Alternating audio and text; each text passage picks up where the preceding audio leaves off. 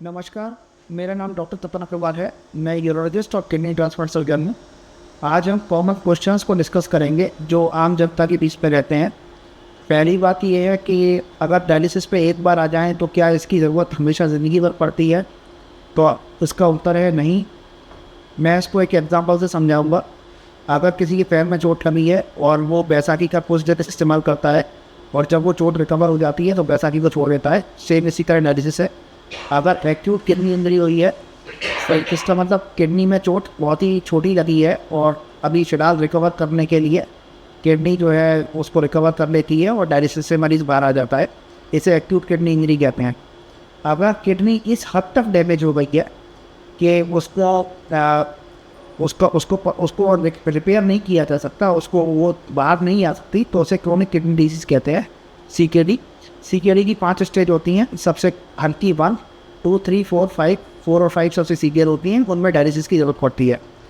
तो I hope के पहले क्वेश्चन का मैंने आंसर दे दिया है कि हमेशा डायलिसिस की ज़रूरत नहीं पड़ती। अगर CKD 4 और 5 है तो हमेशा डायलिसिस की ज़रूरत पड़ती है।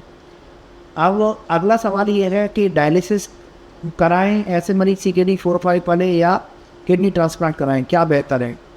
तो मैंने एक सबसे बड़ा जो सर्वाइवल बेनिफिट है ट्रांसप्लांट वाले पेशेंट का कि 5 साल बाद उनको सर्वाइव करने की संभावना, उनमें हार्ट की बीमारियाँ होने की संभावना, ये सब बहुत कम होती हैं।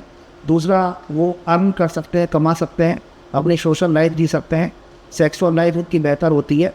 तो ये सारी जो क्वालिटी ऑफ लाइफ है वो ट्रांसप्लांट वाले मरीजों की बेहतर होती है। अब अगला पैसे का, खर्चे का भी कंपेरिजन कर लेते हैं कि डायलिसिस में कितना खर्चा आता है और ट्रांसप्लांट में कितना खर्चा आता है। तो उसके लिए मैंने ये टेबल बनाई है। इसमें ट्रांसप्लांट वाले मरीज़ को जो खर्चा है वो 8 लाख रुपये आएगा ट्रांसप्लांट का, और 1 लाख रुपये पर ईयर के हिसाब से 5 लाख रुपये की दवाइयाँ हो गई, टोटल 13 लाख रुपये खर्चा हो गया। डायलिसिस नॉर्मल 30,000 मैंने इसलिए लिया है कि एक डायलिसिस का सेशन का 3,000 रुपये खर्च होता है।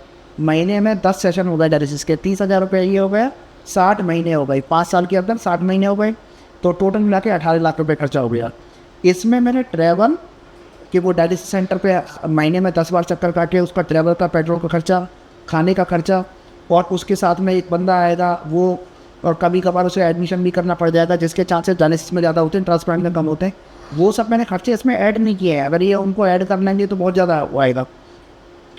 अच्छा, दूसरा एक ये है कि चैरिटेबल डायलिसिस जो लॉयंस क्लब ने शुरू की है, तो उसमें 1,000 रुपये की डायलिसिस होती है, तो 10,000 जो हमने, हमारा ये 30,000 है, वो 10,000 हो गया, 10,000 गुणा 60, तो ये 6 लाख रुपये का खर्चा है। कंक्लूजन ये है कि 8 और 5 13 लाख रुपये ट्रांसप्लांट का खर्चा, 5 लाख रुपये 5 साल में, और डायलिसिस का खर्चा 18 लाख रुपये, जिसमें ट्रैवल, फूड, एडमिशन के जिसमें डायलिसिस वाले मरीज में ज़्यादा चांस होते हैं कहीं वो एडमिट हो, और साथ में जो बंदा आएगा जाएगा, ये साथ में फैमिली मेम्बर होगा, इन सब का खर्चा 18 लाख रुपये से बहुत ज़्यादा पड़ेगा। एक्सेप्शनली अगर चैरिटेबल डायलिसिस है, जैसे एक लॉयंस क्लब की चैरिटेबल डायलिसिस है, 1,000 रुपये पर सेशन का, तो उस हिसाब से 10,000 रुपये लगाएँ, तो 10,000 पर मंथ का, क्योंकि 10 सेशन है, 60 महीने, तो 6 लाख रुपये ये पड़ेगा। तो अगर ये चैरिटेबल डायलिसिस है तो डेफिनेटली इससे खर्चा काफ़ी कम हो गया है। लेकिन हम नॉर्मल डायलिसिस की और नॉर्मल ट्रांसप्लांट की बात करें तो डेफिनेटली ट्रांसप्लांट एक बहुत बहुत मच सुपीरियर ऑप्शन है डायलिसिस के।